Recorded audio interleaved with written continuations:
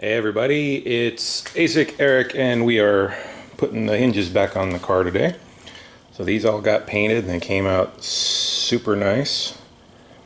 Really good. This is the replacement hinge that we got. For those of you who watched the last video where that hinge had that big gouge in it. So this is a replacement hinge which looks really nice. You can't see it here right now, but I opened the hinge up so I could paint it, and it put a big gouge in that thing again. So this little contour on this thing right here just digs right into this wheel. I don't know. One of the hinges came with the nice rounded thing, and this one came flat. And the one that's flat gets gouged out when you do it, so whatever. We're gonna put these back on the doors and then get the doors back on the car and see how it looks. All right, so may add some, take some, as you can see. We took the front of the car off because we're doing firewall next, so that's ready to go. But we have the door on the car. Looks really nice. There's still some minor bodywork issues in it, a little dent there, etc. But it looks pretty nice. So the first time we get a chance to see all of this put together here. I like it. It looks like a car, at least from here back. So that's not bad. The hinges went on without any issues. Everything's good there.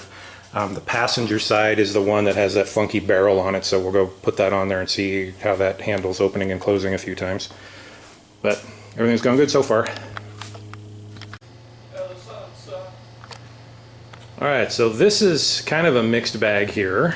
The door looks real nice, as you can see. The bodywork on that came out pretty good. Don't really see any issues there of any significance. The mixed bag is the hinge, as we were talking about. This one here that has that flat surface on it, as you can see, is just grinding metal shavings and stuff in there. That sucks. So that is not so good. So, hang on a second. So, brand new hinge here.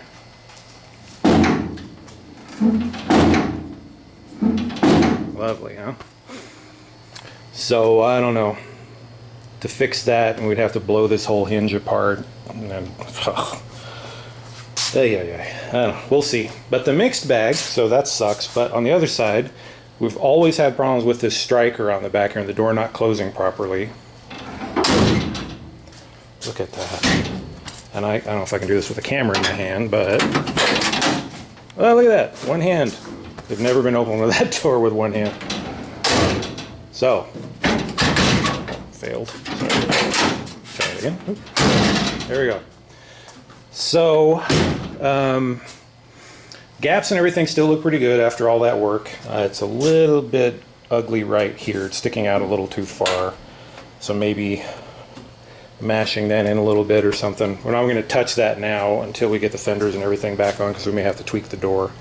So we'll wait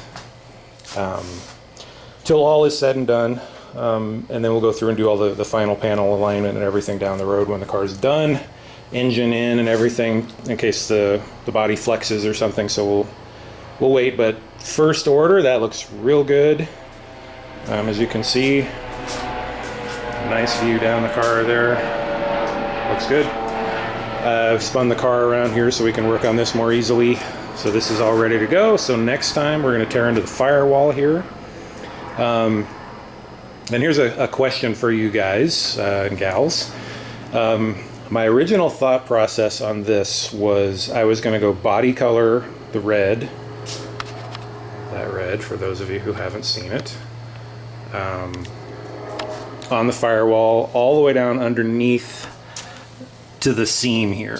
So black all the way up under there, and then just do all this red here. Just because there's not a clear line of separation here anywhere from front to underside. The complexity arises that what would be nice to do is when this firewall is done, we've done all the body work and everything, is we shoot it in body color and then leave it, right? And then we're done with that. Because getting up under here requires taking the subframe off, and I don't want to keep doing that, right? But the problem is, if I do body color now, it's going to be a long time before the rest of the car gets painted, and the final color might not be exactly the same, depending on how many mid coats I put in, because it's a tri-coat paint. So if I don't put enough coats of mid coat on here and I use more later or something, then it's not going to match, and then I would have to go back and repaint all of this.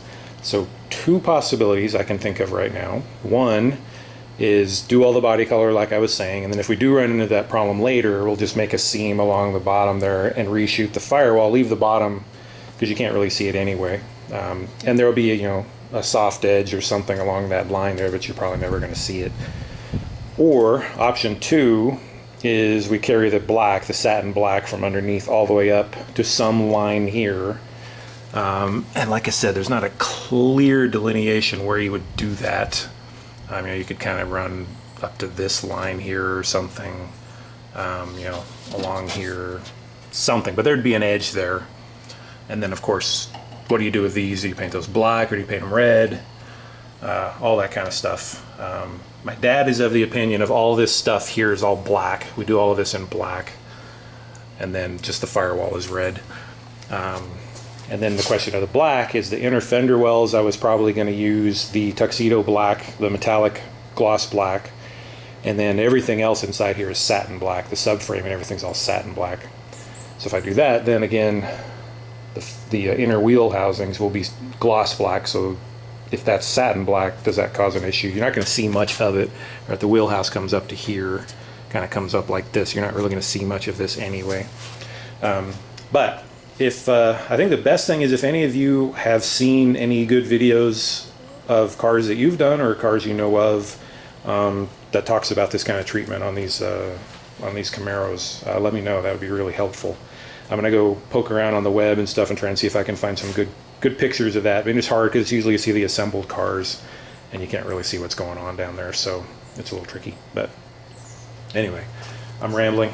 So thanks everybody. Appreciate your comments and all the subscriptions and everything. Thank you so much. I'll talk to you guys later.